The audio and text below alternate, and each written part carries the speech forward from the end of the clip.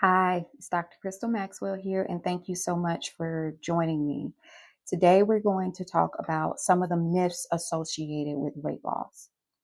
It's very important that you understand that there are some myths that really do need to be debunked. In a lot of instances, there are some things that are beyond your control that may be impacting your weight loss journey. And so, we're going to walk through those things today. A lot of people may feel like they have to blame themselves for not getting the success in weight loss that they've been trying to achieve. But one of the big things that I want you to walk away with is that for some people, it's not your fault. There are some things that go beyond you that can make weight loss difficult, and it's not just you, okay? So I welcome you here. Let's start this new journey, especially if you feel that you've tried everything and you're feeling stuck. You've tried a bunch of different diets, you've changed up your exercise, you may have even tried some different supplements, but you feel stuck. You're not getting to the results that you know that you should be with the effort and work that you've been putting in. But what if I told you the problem with your weight loss journey isn't you? It's not you as a person. It's not. You believe me? Let's walk through some of the truths about weight loss and what could be affecting your metabolism. First, I want to share with you why this matters to me. I've been practicing medicine for over 15 years now, and I've taken care of quite a few people who have had weight loss goals and just had difficulty losing weight. They exercise more, they change their diet, they stopped snacking, or at least tried to, but yet they didn't see the progress that they should have seen with all of the effort that they put in. This was often perplexing for me. I knew that there had to be something more that was blocking them and making them have more difficulties. And so I took some time to really look at the research. What is out there? What else are we not seeing that can be contributing to weight and people having difficulty losing weight that's not being talked about? And so about 4 years ago, when I was looking at this, really began understanding insulin resistance and what that means, it began to help me to see that it's really not a willpower issue. And so many people were blaming themselves for not seeing the success when they would come back and follow up with me. But it ended up really being about how their body was working. And you deserve to understand that and not just blame yourself, because one of the hidden truths is about 35% of adults endure, have insulin resistance.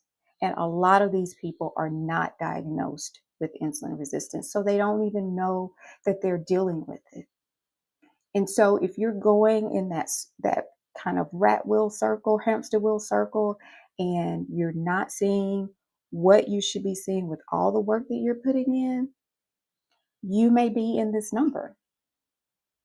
It makes people feel like they're stuck, even though they're eating less and being more active. It is really insulin resistance that could potentially be that missing piece for you that is making it difficult for you to lose weight. So when you think about your metabolism, first understand your metabolism itself isn't broken, okay? I want you to think about your metabolism like a thermostat that may be stuck on high. There's a dysregulation that's going on.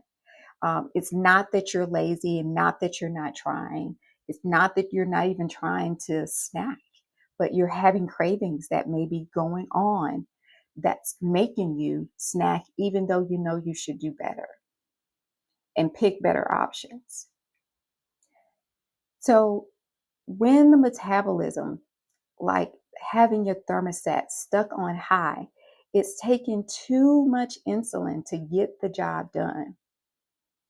When we can understand that it's something inside and not something that's just mental, you can then get the support that you need. Number 2, please put the shame away. Don't be shamed about where you are or where you're not yet in your process of losing weight. Willpower and you trying to put forth your best foot and for best effort can't fix what's happening internally in your body. Okay? It can't fix that. I want you to think about someone with asthma. We never question anybody with asthma when they have bronchospasms, right? So a person with asthma begins to have bronchospasms in their lungs. And it can be that they're around smokers or there are some environmental things, pets that may trigger those bronchospasms to happen. And when it does, they get their albuterol, it calms down the bronchospasms, decreases that inflammation so that they can begin breathing normally. There are some people that even when they're not around those triggers, that they still have bronchospasms and they end up needing medications to help regulate how their lungs are spasming and relaxing. Okay. So some will start out on 2 or 3 inhalers and eventually work their way down where they may end up being on one, or they may end up coming off of inhalers altogether and need just albuterol every now and then. But no one questions what happens to the asthma person. People with insulin resistance have a similar issue when it comes to how insulin is regulating your body. So think about this, okay? Insulin helps to control how we store the things that we eat. We have 3 macronutrients.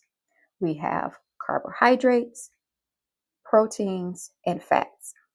Carbohydrates is our biggest stimulator of insulin, followed by proteins, and then fats, particularly our healthy fats like our olive oil, don't hardly cause a secretion of insulin at all, okay?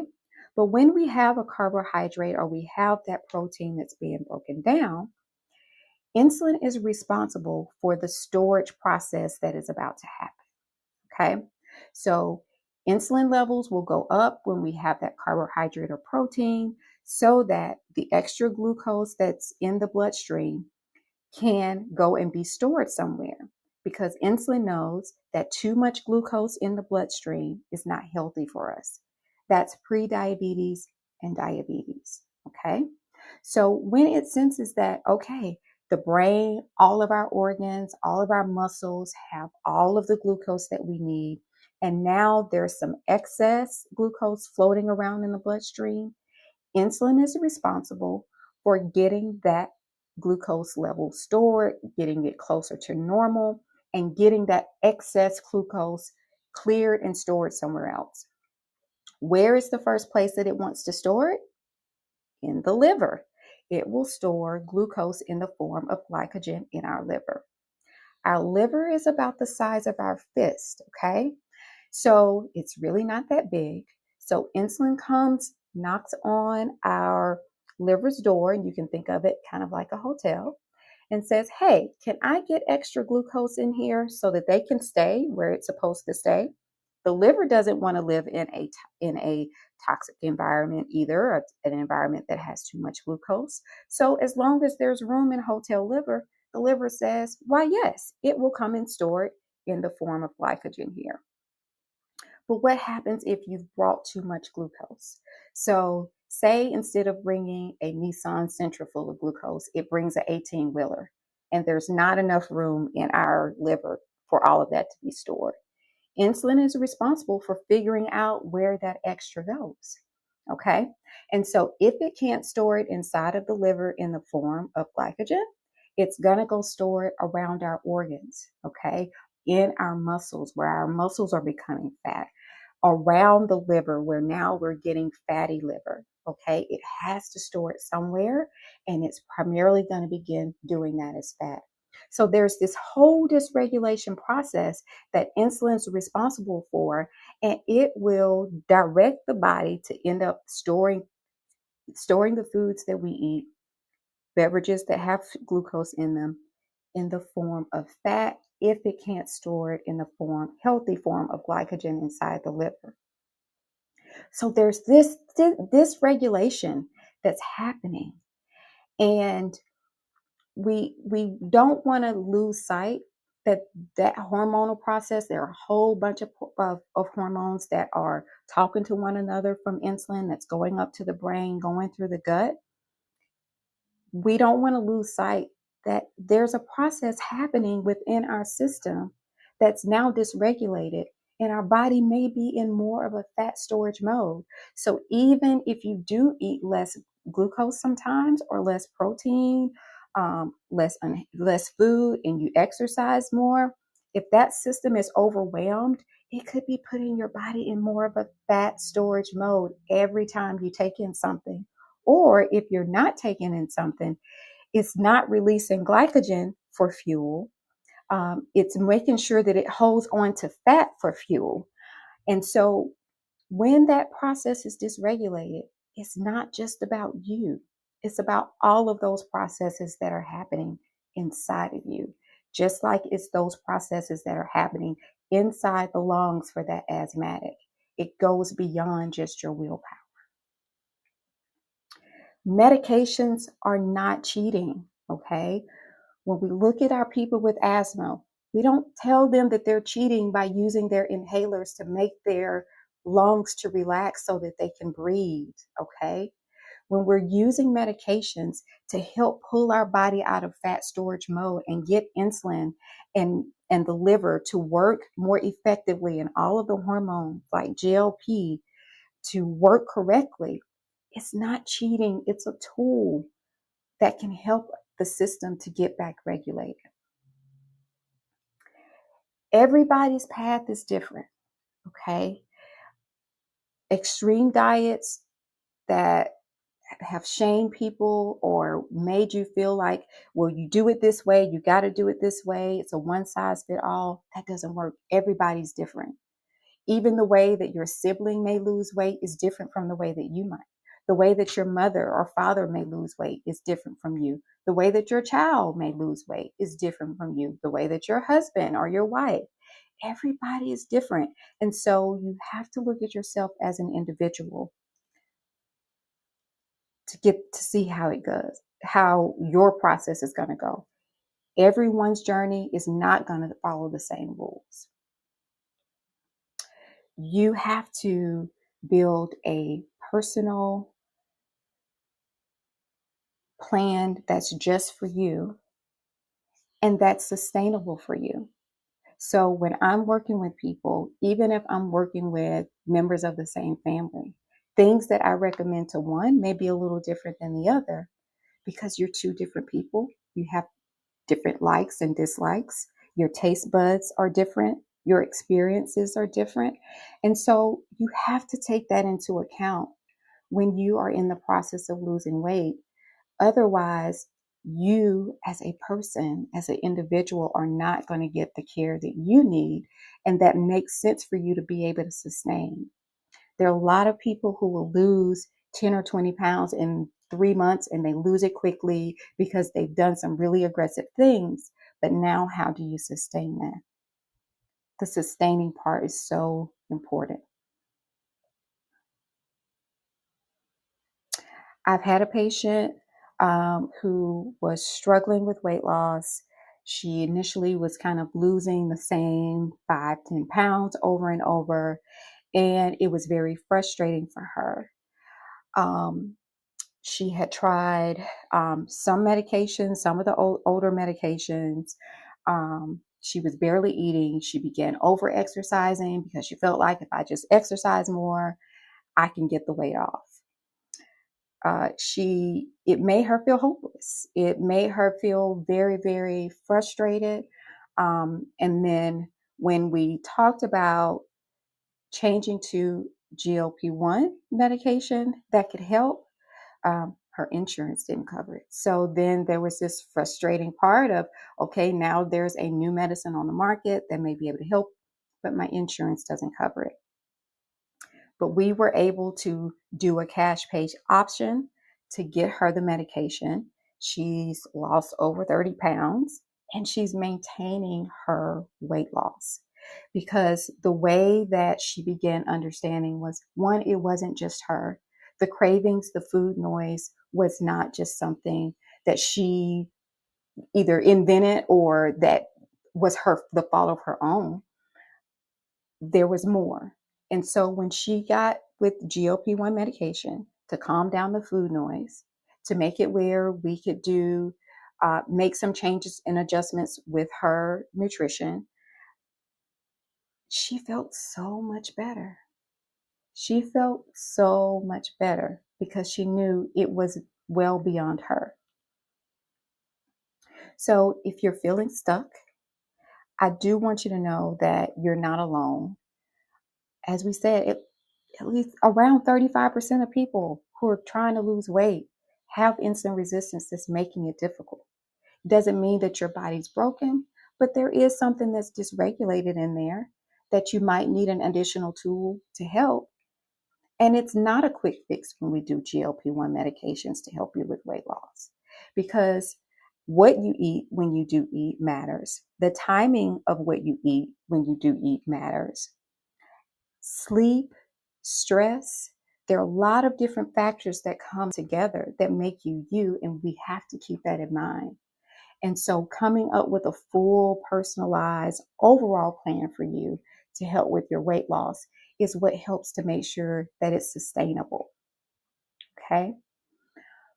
Doing that together, we can figure out what works for you. So if you're ready for support, I would love to book a consultation with you so that you and I can get together, talk about what have been barriers for you. Where are you? Do you have difficulty accessing GLP-1 medications because your insurance doesn't cover it? Let's talk about what are some safe GLP-1 cash pay options that are out there, because unfortunately, there are a lot of companies out there that are not selling the dose that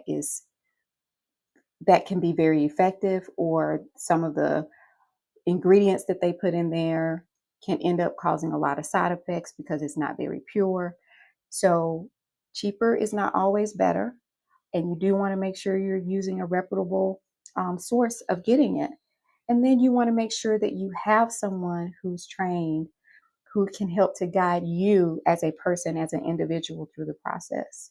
Not one of thousands, but you as a person, because you're unique. Your likes and dislikes and what you're experiencing is unique, and it makes a difference in your weight loss journey. So there's no pressure. If we do the consultation and you find that this doesn't work for you, you want to try something else, you do not have to continue with the weight loss program with me, but having a consultation so that we can talk about where you are, what are some recommendations of where we need to go next. I'm happy to do that. I'm here for you. I want to support you, just like my patient who is doing so well with her 30 plus pound weight loss journey. And I'm still continuing to support her because life is going to continue to life. Okay. Life be lifing, and having continued support to help you through the ups and downs of life and the changes of life as we age. It matters. It matters. It matters. It matters. I want you to reclaim your confidence. I want you to have peace of mind as you're on this weight loss journey. I want you to have the support that you need. I would love to provide that for you. Reach out to me. I'm here to help. So feel free to contact me. You're not alone in this journey. There are a lot of myths that are out there, and I'm here to help walk you through some of the things with you understanding what may be happening in your body that may be causing barriers to your weight loss journey so that you can begin losing weight, and not only lose weight, but sustain that weight loss long term. Reach out to me. I'm here to help.